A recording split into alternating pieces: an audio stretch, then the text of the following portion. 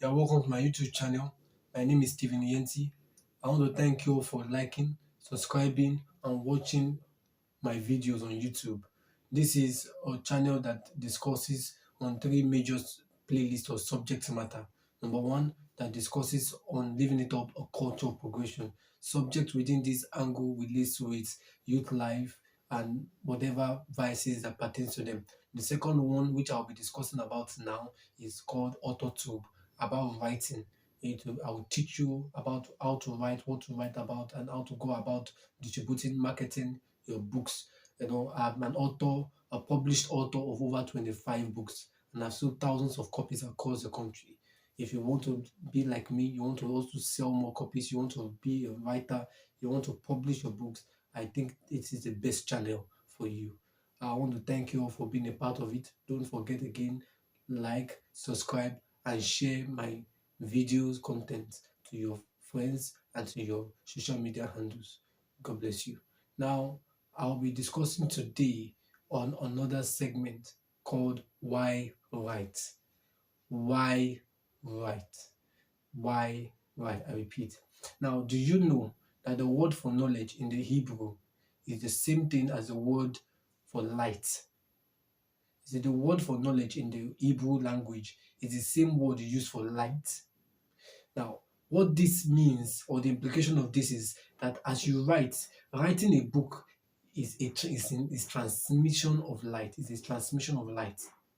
Yes, when you write a book, you transmit light, you transmit knowledge, you transmit understanding to people.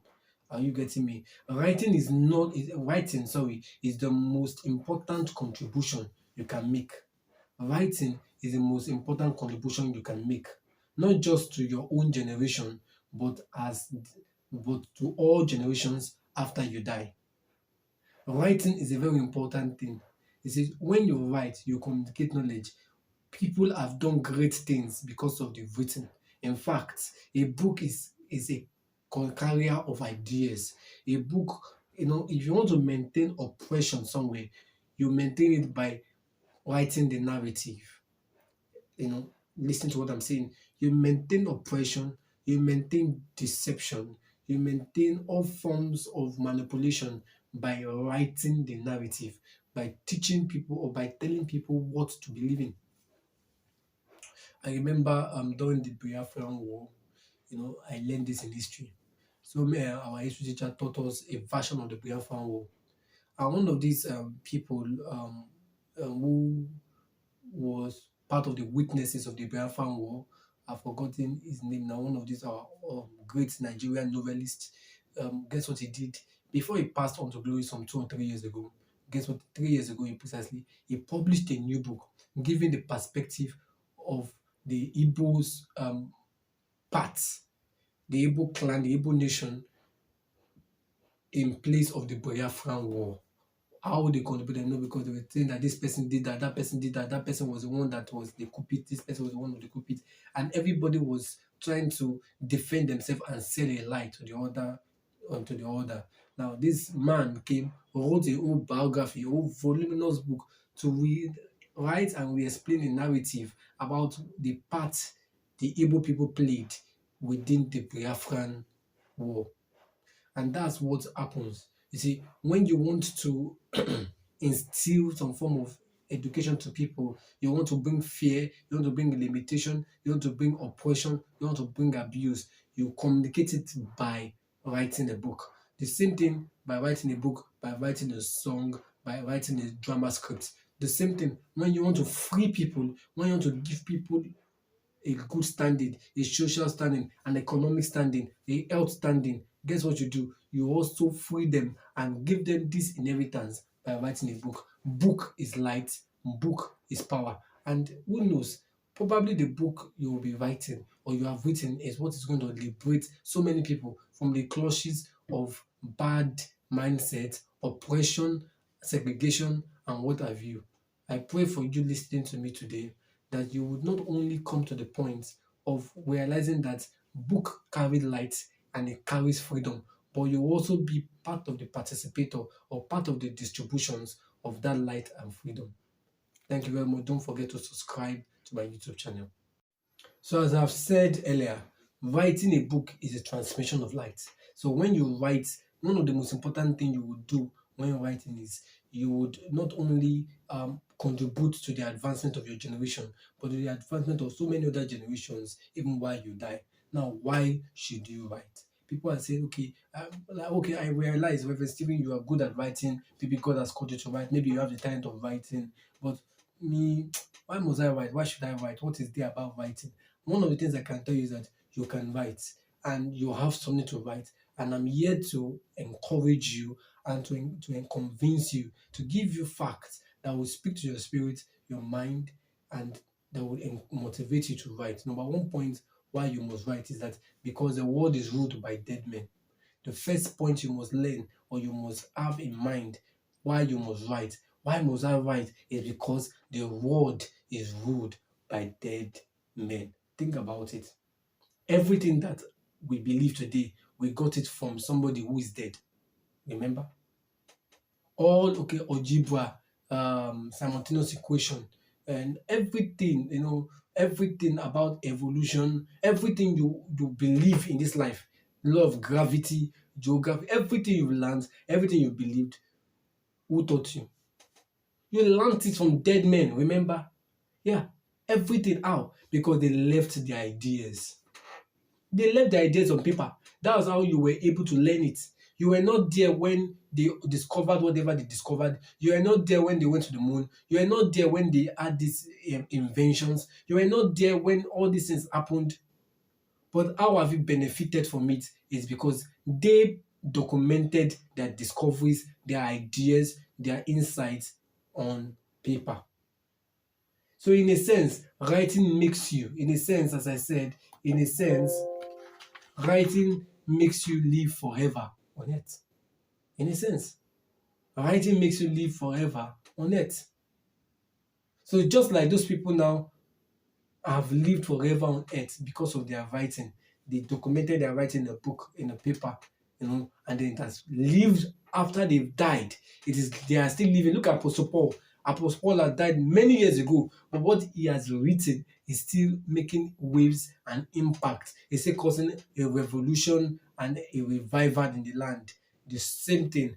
What you write will outlive you, and it will cause a revival and a revolution in the heart of people who come across your writing one day. The second reason why you must write is because printed ideas outlive a generation.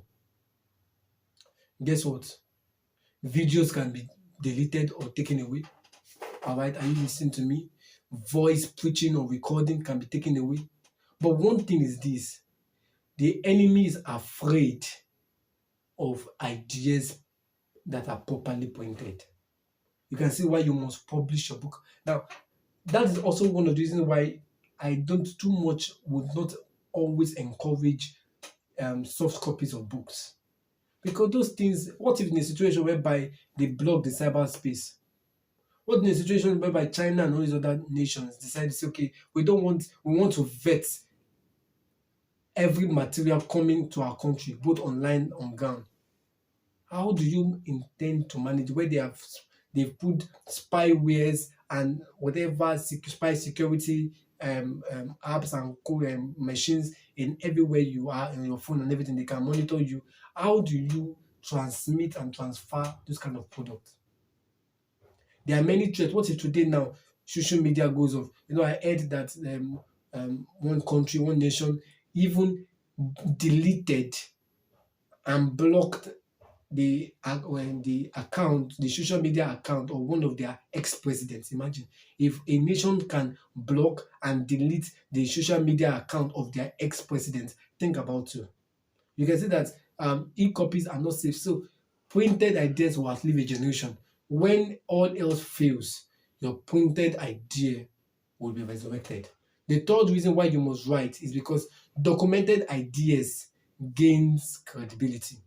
Documented ideas gains credibility. I repeat, documented ideas gains credibility. When you systematically explain and add flesh to your ideas, and you make explanation, you do this, you do that, and it is well formatted, it is well laid out, it is fair, it is well explained, and it is well packaged. it gains credibility, whether by your opposers or your supporters. The fourth one is publishing multiplies the experience and the expansion of your ideas and makes it multiply.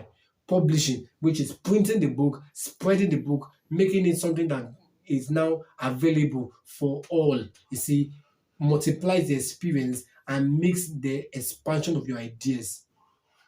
You see, it multiplies the experience, you see, and it also expands your ideas and makes it multiply. So look at now, I've written over 25 books and several hundreds of people, several thousands of people own my ideas. Wow. You see this small looking man in front of you today is changing people's ideas, people's perspective, people's lives, people's opinions, people's understanding, people's beliefs by his writing because it has been published. And now, even though I am sitting in a corner, boxed up in a corner, you see, even though I could be in the form of a prison wall, a four wall where I'm not allowed to move out, yet my writing is still causing a revelation, a revolution, and a revival in the heart of many people across the nations of the world. You can see. Wow. Don't forget to subscribe.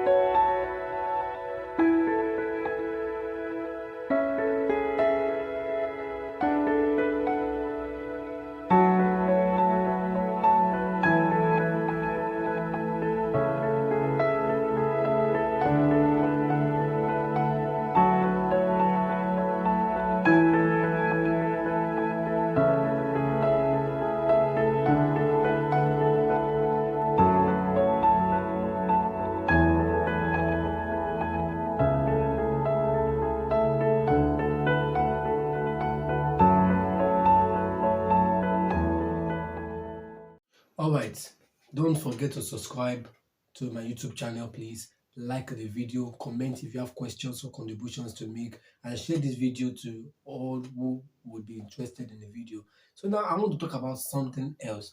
What qualifies you for writing? What qualifies you for writing? In every noble career, there are qualifications for it. Even in ministry, the Bible says in the book of First Timothy that there are qualifications for being a deacon or a minister. So what qualifies you to write? Number one, your experience in life.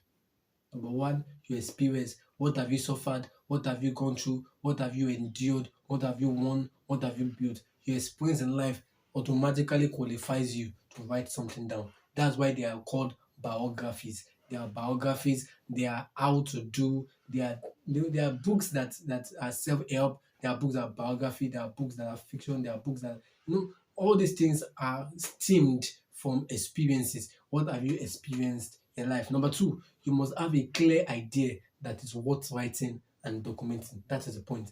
You must have a clear idea of what you want to write. Many times when I've read few authors books that I just lost it. There was one time somebody gave me a very voluminous book, and immediately I opened the book, I lost interest in the book. You know why? Because although the person was talking about righteousness, I can remember, but it lacked a clear idea. You see, one of the things I want you to, which I will talk about, but let me just say it now.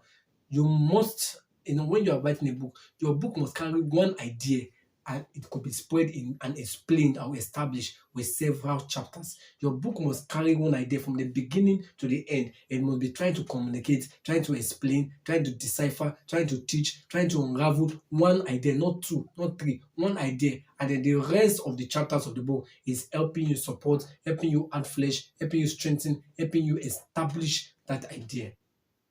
But in that other book I was reading, you could tell that there were different ideas that the author was trying to communicate, and that spoils the book. Even though it was voluminous, but it was useless nevertheless. So you must have a clear idea that is worth writing and documenting. You must have a clear idea. The third one is that you must test and prove that idea over and over again and conclude that it is effective in your environment. You see, I repeat, you must test and prove that idea over and over again. Wow, that is the truth. I've written so many books that have come by my experiences, and I have tested, I have proved it over and over again. I have examples, I have real life stories, I have confirmations to back it up. I say, oh, voila, I can write it down. I remember there was this book I wrote. I wrote this book because I was coming from a 2 to 3 years worth of experience. That so many mentors and so many people couldn't help me. That experience was like a symbol or like a parable, and nobody could help me decipher what was the point of that experience. So eventually, when the Lord helped me and I overcame that experience and I learned my lesson, I said, you know what, I must now document the experience and document what I learned there so that other people can learn. And it was a sure fact, it has been proven and tested to be true. The same thing, you must test and prove that the idea you are trying to communicate is effective and it works in your environment. Don't forget to subscribe, like, share your comments. Now, number four, every book should have only one idea in it. It should only be communicating just one idea from every chapter of the book. You see, I have said that before. Every book should only have one idea, not two, not three, one idea. So when you're writing a book, let it have one idea. When you're writing anything, one idea. The chapters, I've written books that have about over 60 something chapters, that is over 200 pages in volume. Yet they are communicating one idea, and I'm trying to bring it in different form. I'm trying to establish it. So every book, I'm telling you what qualifies you for writing, and I'm giving you this advice. Every book should only have one idea in it, and that idea could be communicated all throughout the chapters. It depends on the number of chapters you intend to write. So you should specifically treat just one subject throughout the book. That's what I'm saying. One subject is what you're trying to address throughout the book, and then you are bringing in different perspectives to help consolidate and back up that idea. Number 5 is the idea or the subject is this idea or subject helpful to the greater market? Everybody is fine in their own eyes. Everybody's voice is beautiful in their own ears. The same thing, everybody's writing could look, wow, this is the greatest idea I've ever gotten. And then you send it to somebody and the person's wondering, I'm not so sure, because it is not relevant at this moment and at this time. So is the idea of the subject you are writing about, is it helpful to the greater market? Now this one is now very important when you want to start selling the book, because you could write a book that is not relevant at the moment. So you are writing it in a prophetic way, probably it will have to wait for its generation. That means you are likely not to be selling them now, and you're likely not to be influencing anybody about it now. And anybody who even buys it at this moment is really likely to understand your point. It's just like, for instance, now I'm writing about, I just got this idea, this revelation about this scientific and government approved project that is going to be happening in 2055. 2055 till now is very long, okay? Probably I would have died. Several many of my generation would have passed away. I'm telling you some big grammatical words and big scientific terms. And I'm reading it now at this time of my life. I might not understand. I would also, I think this guy has something important to say, but let me keep it. Maybe when I get to 50, 55, I will understand. See, so it becomes irrelevant at the moment. So is your idea helpful to the greater market? Number 6, you must research your idea. That is a very important point. Don't forget, let me say this while I talk about you researching your idea. There is nothing new under the sun. It's just new perspective. All right. So you must research your idea, because whatever you're going to write has likely been written before, has likely been communicated before. I do not think that all my books, I am the first person to be teaching it, but I believe that I am one of the privileged people to have presented a more practical or a more better idea to it. That might not be the traditional way that people would before have seen it. So you must research your idea. You must expand your ideas further. You see, you must expand your ideas further. And how do you do that? By reading other people's material. Now, don't remember, I'm not talking about plagiarism. I'm not saying stealing other people's idea. I'm saying reading other people's ideas to get a deeper understanding about yours. You see, the Bible says that in your light we find light. You see, we all now, most of my books have come from the Bible. The Bible is my major and my basic reference. And I study the Bible, and as I study the Bible, I learn for myself, and then the Holy Spirit speaks to me, teaches me, and I'm able to transmit that and create materials that are relevant and communicable to our time now. It's the same thing.